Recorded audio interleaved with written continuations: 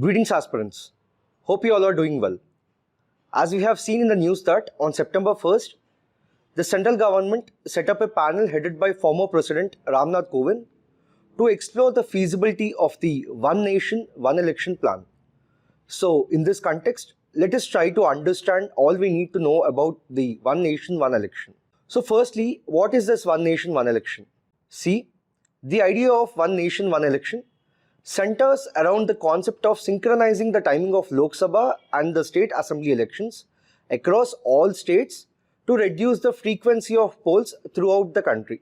After the enforcement of the constitution on 26 January 1950, the first ever general elections to Lok Sabha and all state assemblies were conducted simultaneously in 1951-52. This practice continued into three subsequent Lok Sabha elections until 1967, after which it was disrupted. Why do you think this happened?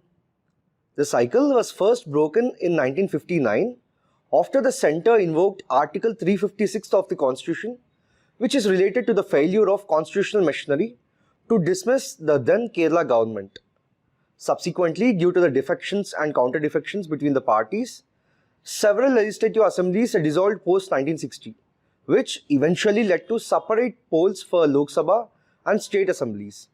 So currently, the assembly polls in the states of Arunachal Pradesh, Sikkim, Andhra Pradesh and Odisha are held together with Lok Sabha elections.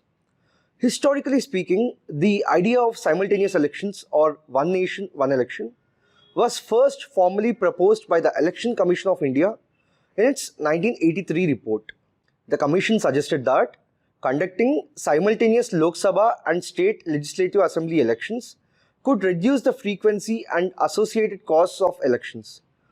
Subsequently, the Law Commission of India also examined the issue and submitted several reports suggesting measures to synchronize the terms of the state legislatures with those of Lok Sabha. Our former Prime Minister Atal Bihari Vajpayee was a vocal supporter of simultaneous elections. So in 1999, he was elected to the Lok Sabha and he brought the idea with him. However, the proposal did not lead to legislative changes. Then in 2017, the Niti Aayog released a paper which is titled Election Timetable, discussing the feasibility of simultaneous elections. It suggested a practical roadmap for implementing the concept. Then in 2018, the Law Commission of India released a draft working paper that outlined the legal and constitutional aspects of simultaneous elections. Notably, the Commission submitted that simultaneous elections are not feasible within the existing framework of the Constitution. It said that the Constitution, the Representation of People's Act 1951, and the rules of procedure of Lok Sabha and state assemblies would require appropriate amendments to conduct simultaneous polls. The Commission also recommended it receive ratification from at least 50% of the states. However, with respect to advantages of holding simultaneous polls, the Commission said that this will lead to saving of public money, reducing the strain on the administrative setup and security forces, and timely implementation of government policies and administrative focus on developmental activities rather than electioneering. Prime Minister Narendra Modi also stressed the need for debate and discussion on simultaneous elections in his Independence Day speech from the ramparts of the Red Fort in 2019. Several all-party meetings have been called to discuss the feasibility and merits of holding simultaneous elections. Various political parties and stakeholders have also been involved in these discussions. In 2020, the issue was examined by the Parliamentary Standing Committee on Law and Justice, which was headed by Member of Parliament Anand Sharma. The committee had sought inputs from various stakeholders. Most recently this month, the centre has also constituted a committee under the chairmanship of former President Ramnath Kovind. It will study the electoral process in India. Now, what are the benefits of implementing One Nation, One Election? There are a number of potential benefits to this process. These include, firstly, it could help reduce the overall cost of the elections by eliminating the need to hold them separately. Then, it could also help to create greater political stability by ensuring that governments have a full term in office. Thirdly, it could also help to improve the voter turnout by making it easier for people to vote in all of the elections. But it is also important to note that the implementation of one nation, one election would require constitutional amendments, legal changes, and political consensus, which is a complex and lengthy process. The concept has both supporters as well as detractors, and its feasibility and desirability remain a matter of political discussion and debate in India. The foremost concern is regard to its feasibility. See Article 83 Clause 2 and Article 172 of the Constitution stipulates that the tenure of Lok Sabha and state assemblies respectively will last for 5 years unless dissolved earlier, and there can be circumstances as in Article 356 wherein assemblies can be dissolved earlier. Therefore, the One Nation One Election plan raises serious questions like what would happen if the central or the state government collapses mid-tenure? Would elections be held again in every state, or will the president's rule be imposed? So, amending the constitution for such a significant change would not only necessitate extensive consideration of various situations and provisions, but would also set a concerning precedent for more constitutional amendments.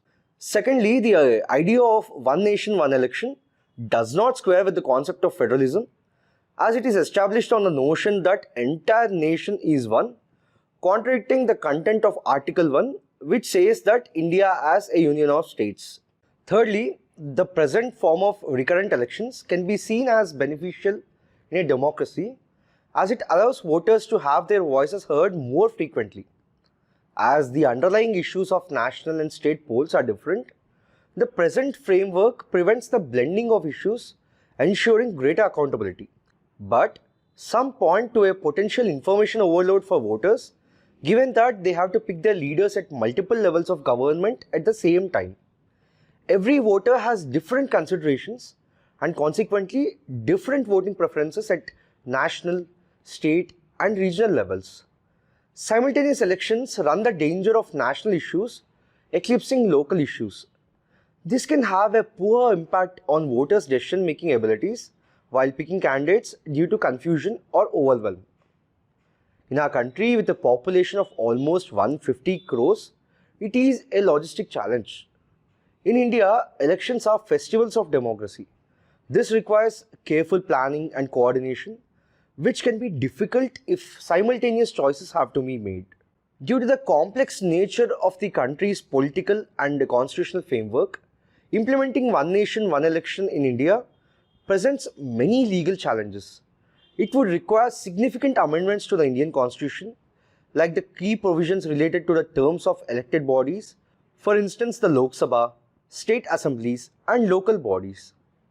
At least 5 articles of the Indian Constitution, which are Article 83, Article 85, Article 172, Article 174 and Article 356 and several statutory laws would have to be amended before any such proposal could be implemented. It will also be necessary for union and state assemblies to have fixed tenures. This means that the House's tenure cannot be extended at any cost except in case of a declared emergency. It would also allow for the House to be dissolved before the expiry of its term. So, amending the Constitution is a lengthy and politically challenging process that requires a 2/3 majority in both the Houses of Parliament, and also states will have to give the consent. Also, coordinating the terms of different levels of government like the centre, state and local to simultaneously coincide with the election cycle is legally complex. For example, the terms of state governments vary, and some states are given special provisions under Article 371 of the Constitution. State governments in India have large degree of autonomy and can oppose any move that violates their powers. This move amounts to an attack on the autonomy of the states, and also it may affect their independent functioning, which is constitutionally protected. Similarly, local elections follow a decentralized system of governance in which local bodies enjoy significant autonomy. Simultaneous elections would require changes to the laws governing local body elections to align them with the new election cycle. Though simultaneous elections may lower election expenditures, they have their financial and administrative challenges. Its implementation will require the allocation of massive financial and administrative resources. So, implementing such a change would require sound legal framework for budget allocation and resource coordination. Simultaneous elections may also require amendments to anti-defection laws to prevent legislators from switching parties in line with the election cycle, which could potentially weaken the spirit of the concept. Also, legal representation in courts may be affected too. The number of cases in courts at different levels like the national, state and local may increase during elections, thereby affecting the judicial process. Then, achieving political consensus on holding simultaneous elections among different political parties, especially regional parties, is a legal and political challenge in itself. Convincing all political stakeholders to agree on the necessary legal changes is a significant hurdle. So, what are the steps we can take? Here are some of the key steps that need to be taken in order to implement One Nation, One Election. Firstly, there needs to be a broad consensus on the need for One Nation, One Election among all political parties. Then the constitution needs to be amended to provide for One Nation, One Election. Also, the Election Commission needs to develop a detailed plan for how the One Nation, One Election would be implemented. Then the government also needs to allocate the necessary resources to implement the One Nation, One Election. Lastly, the public needs to be educated and be aware about the benefits of One Nation, One Election and how it would work. So we can conclude by saying that One Nation, One Election is a complex and challenging reform, and it is not clear when or if it will be implemented in India. However, it is an important issue that deserves serious consideration, and it is possible that it could be implemented in the future. So we have seen all the aspects related to One Nation, One Election. We'll be back again with a new topic. Thank you.